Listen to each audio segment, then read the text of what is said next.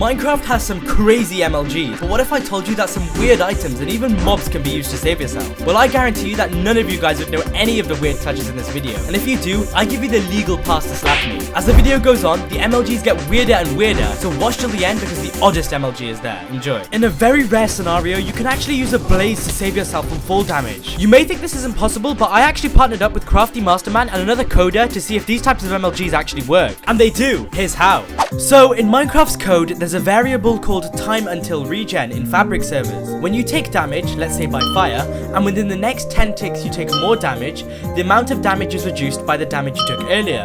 And this can be represented with the equation, total damage is equal to damage minus the damage you last took. For proof, it's in this part of Minecraft's code. The time until regen variable is set to 20 ticks and decreases per tick to 0. If you fall and before you land you take damage at the beginning of a tick cycle and take damage another 10 ticks later, your total damage will be reduced, taking no fall damage. So if you take damage with the most perfect, inhuman timing possible, you won't take fall damage. Disclaimer, these clutches are theoretically possible according to Minecraft's code, but it's not 100% proven. So there's no way of telling if these are actually possible without some insane AI. And with that, you can do a flint and steel MLG, which was actually done by Hissy in his Minecraft manhunt, and it took him insane luck. With this, you can even do a fire charge MLG. And using the fire charge from a ghast, you can use it to clutch. With insane timing, somebody could shoot you with an arrow to MLG. So then theoretically, you can use skeletons to save yourself, or even use strays. If we combine everything together with fires and arrows, you can actually save yourself with better chance. And to get an even higher chance of doing the fire MLG, you can land on a campfire as the fire hitbox is larger. Using the damage from a wither rose, you can negate fall damage. If somebody throws a trident at you while you're falling, the damage can negate fall damage. And with insane timing, if somebody hits you in the same tick as falling, then you won't take any fall damage. And if a vex hits you mid-air at the perfect time, you won't take any fall damage. And if a creeper explodes beneath you at the perfect time, you can MLG. You can use the explosion damage from a respawn anchor to clutch. And if you wear blast protection, you can use an end crystal to MLG. And the same thing happens when a TNT explodes beneath you. I need to stop you here because for the rest of the video, the MLGs use a different mechanic to cancel fall damage. If a player sends a velocity packet on the y-axis that is less than the server's velocity on the y-axis,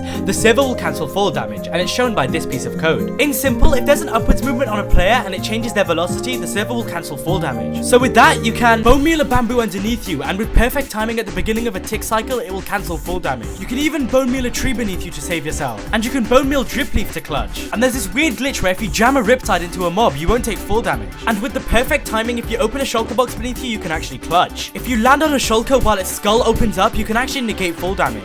This works the same way as placing a boat on lava, which allows you to not take fall damage. You can use the Ravager's knockback attack to save yourself.